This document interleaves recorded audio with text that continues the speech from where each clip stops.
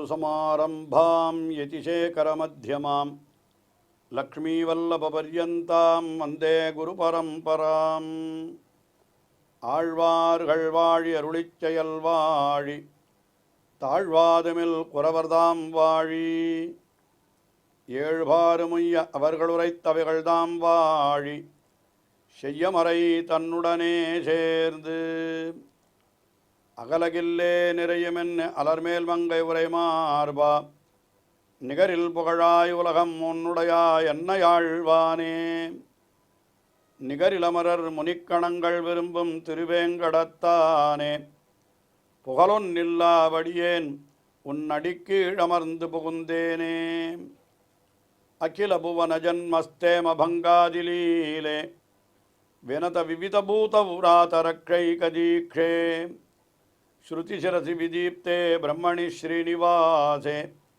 பவது மம பரஸ்மின் ஷேமுழி பக்திரூபா श्रीमान वेंकटनाथार्य कवितार्किककेसरी वेदांताचार्यवर्यो मे सन्निधत्तां सदा हृदि எம்பெருமானை குறித்தும் பிராட்டிமார்களை குறித்தும் ஸ்தோத்திரங்களை அருளி செய்த வேதாந்த தேசிகன் எம்பெருமானுடைய அடியாரான சக்கரத்தாழ்வாரை குறித்தும் கருடாழ்வானை குறித்தும் கூட ஸ்தோத்திரங்களை அருளி செய்திருக்கிறார். அதிலே கருடாழ்வானை குறித்து அருளி செய்யப்பட்ட ஸ்தோத்திரம்தான் கருட பஞ்சாஷத் என்ற 50 ஸ்லோகங்கள் கொண்ட ஸ்தோத்திரம். இது மிகவும் கடினமான பதங்களாலே பெரிய ஸ்லோகங்களாக அமைத்து அந்த கருடனுடைய வேகத்திற்கு தகுந்தாற் போலே ஸ்லோகங்களினுடைய சொற்களையும் அமைத்து அப்படி அற்புதமாக அருளி செய்திருக்கிறார் வேதாந்த தேசிகன் என்றே சொல்லலாம்.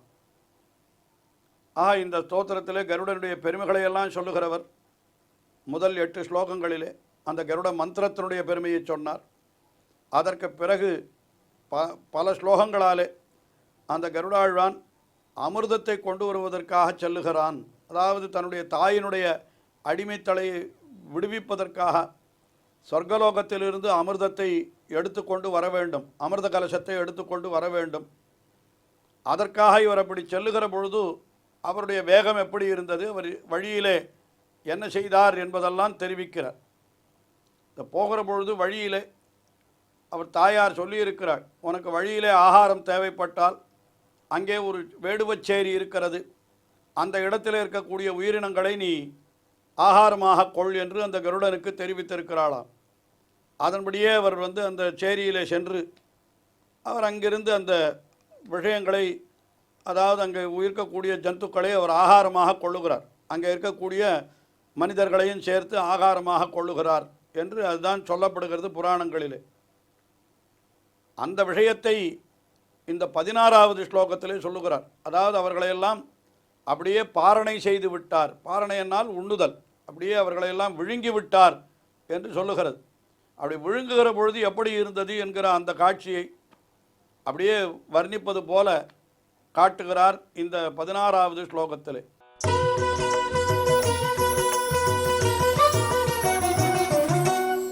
आसुक्व्याप्तैः असृग्भिः दुरुपशमदृशा शादनीशातदंष्ट्रा कोटिलोटत्करोटी विकटकटकटाराव घोरावतारः बिन्द्यात्सार्धं पुलिन्द्या सपदि परिहृत ब्रह्मगा जिह्मकारेः उद्वेल्लद्भिल्लपल्ली निगरणकर्णा पारणा कारणाम्नः. அதாவது அங்கே இருக்கக்கூடிய அந்த உயிரினங்கள் மனிதர்கள் முதலானவற்றையெல்லாம் இவர் கருடாழ்வான் விழுங்கினார் அல்லவா, வழியில் இருக்கக்கூடிய வேடுவச்சேரியில் இருக்கக்கூடியது. அப்போ என்ன ஆயிற்று, ஆசுக்வியாப்தைஹி, அதாவது இவருடைய கடைவாய் வழி வரை பரவி இருந்ததாம் அந்த உயிரினங்களினுடைய இரத்தங்கள் அப்படியே பரவி இருந்ததாம். ஆசுக்வியாப்தைஹி அசுக்பிஹி, அப்படி பரவி இருந்தபடியினாலே இவருக்கு என்ன ஏற்பட்டது என்னால் துருபசமத்ருஷா சாதனி சாததம்ஷ்ட்ரா, வேறு எத்தாலும் தணிக்க முடியாத அந்த தாகத்தை எல்லாம் கூட இந்த இரத்தத்தை பருகினபடியினாலே அவருடைய தாகம் அடங்கிவிட்டது என்று சொல்கிறார் அவர். அதற்கு மேலே இன்னும் அங்கே இருக்கிறவர்களையெல்லாம் விழுங்கினார். எப்படி பண்ணினார்னா, தம்ஷ்ட்ரா கோட்டி லோட்டத் கரோட்டி விகட கடகட்டாராவ கோராவதாரா.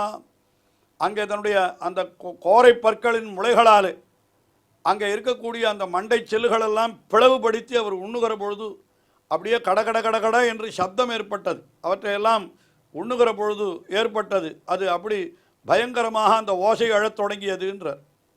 அதற்கு பிறகு புளிந்தியாசார்த்தம் சபதி பரிகிருத பிரம்மகா என்று சொல்லுகிறார். அதை என்ன பண்ணினார், அப்படியே அவர் ஒரு மனைவியோடு கூடிய ஒருத்தனை உமிழ்ந்து விட்டார் அவர் என்று அதுவும் சொல்லப்பட்டிருக்கிறது. அதெல்லாம் புராணங்களிலே தெரிவிக்கப்பட்ட விஷயங்கள் நாம் இங்கே சுருக்கமாக பார்க்கிறோம். அப்படி அவர் என்ன பண்ணினார், அப்படியும் அவனுக்கு உமிழ்ந்தார். உத்வேல்லத் பில்ல பல்லி நிகரண கரணா. என்னால் புரளுகின்ற அந்த வேடச்சேரி, அதில் இருக்கக்கூடிய அந்த வேடுவச்சேரியில் இருக்கக்கூடிய அத்தனை பேரையும் என்ன பண்ணினார், அப்படியே விழுங்கினார் அல்லவா. இவர் யார் என்னால் ஜிக்மகாரேஹே. ஜிக்மகாரே, ஜிக்மகம்னா பாம்புகள், பாம்புகளினுடைய பகைவரான கருடன். அவர் என்ன பண்ணினார், அந்த பாரணா, பாரணா என்னால் அந்த உணவாக உண்ணுலது, அது நகா காரணம் பிந்தியாது, நம்முடைய துன்பங்களை அது ஒழிக்கட்டும். எப்படி அவர்கள் அந்த கொடியவர்களையெல்லாம் ஒழித்து அவர்களையெல்லாம் தனக்கு உணவாக கொண்டு அவர்களையெல்லாம் ஜெரித்து விட்டாரோ, அதுபோல நம்முடைய துன்பங்களையெல்லாம் கூட அவர் அப்படியே ஒழித்து விட வேணும் என்று இந்த ஸ்லோகத்திலே அந்த விஷயமானது தெரிவிக்கப்படுகிறது. சுருக்கமாக தெரிவித்தேன். அடுத்தபடியான ஸ்லோகம் அந்த கருடனுடைய மகிழ்ச்சி பெரும் முழக்கம் அது தெரிவிக்கப்படுகிறது. அவர் அதாவது எல்லாவற்றையும் உண்ட பிற்பாடு அவர் எப்படி இருந்தார் என்று கேட்டால், அவர் அவ்வளவு சந்தோஷத்தோடு அவர் இருந்தார் என்று, அது அப்படிப்பட்ட அவருடைய அந்த மகிழ்ச்சி பெருக்கம் நம்முடைய துன்பத்தை எல்லாம் ஒழிக்கட்டும் என்று 17வது ஸ்லோகத்திலே தெரிவிக்கிறார்.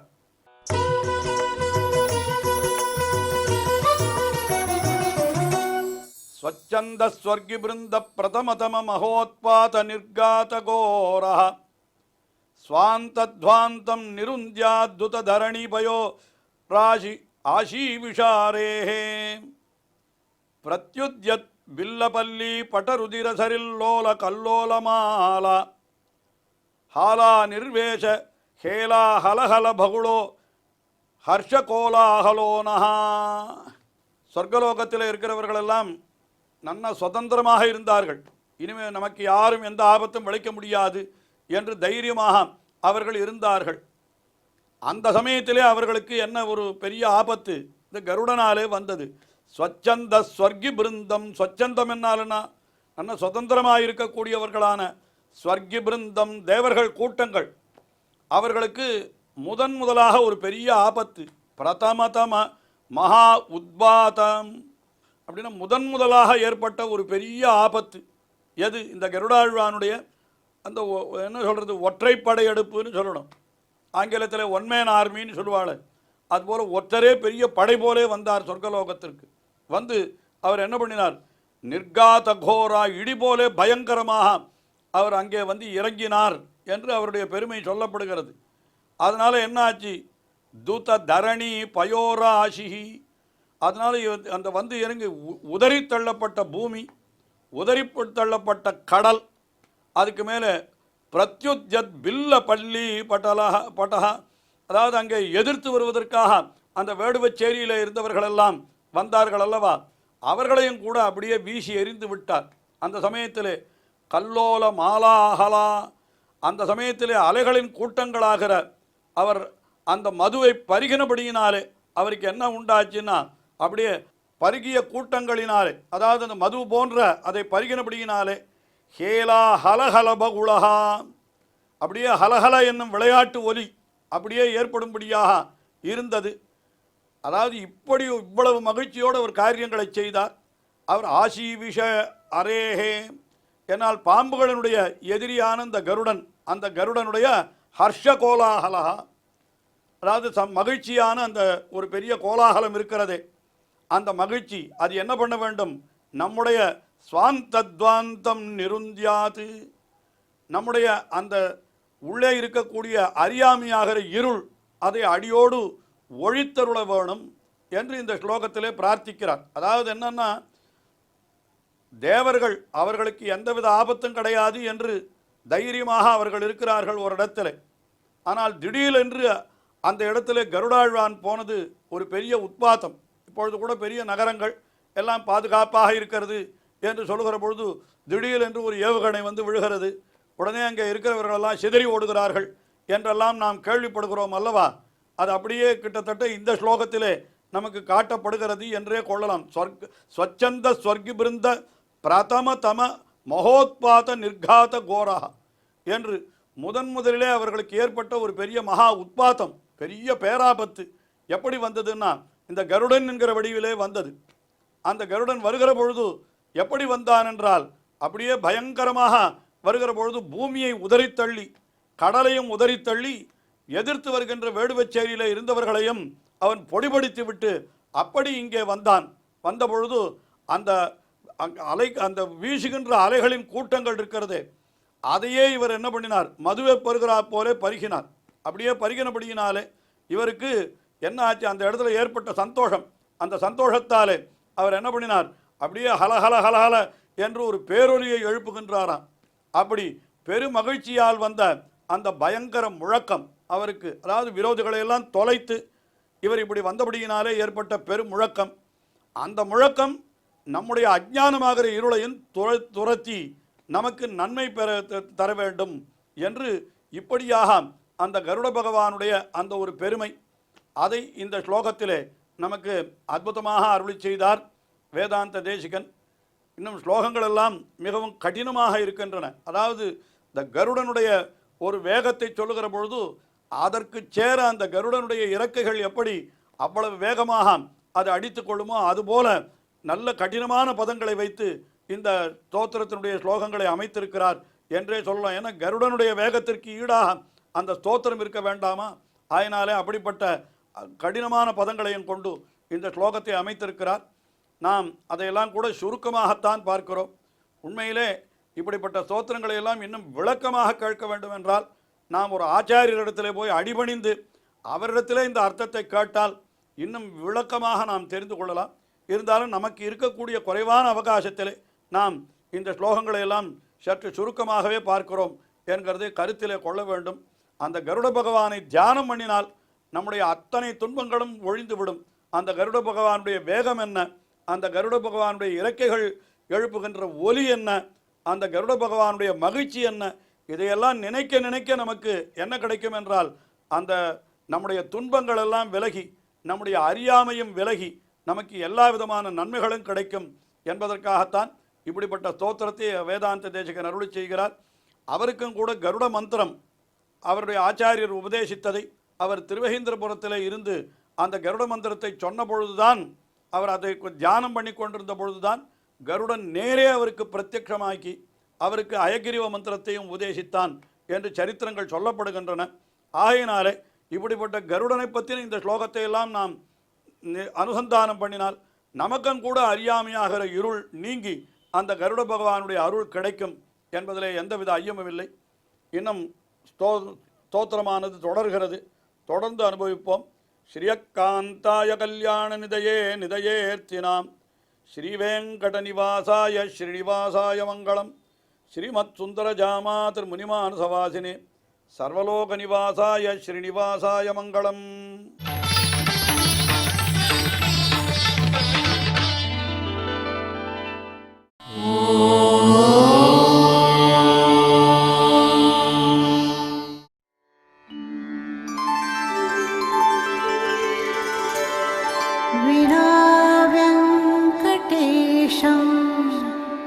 ननाथो ननाथः सदा वेङ्कटेशं स्मरामि स्मरामि.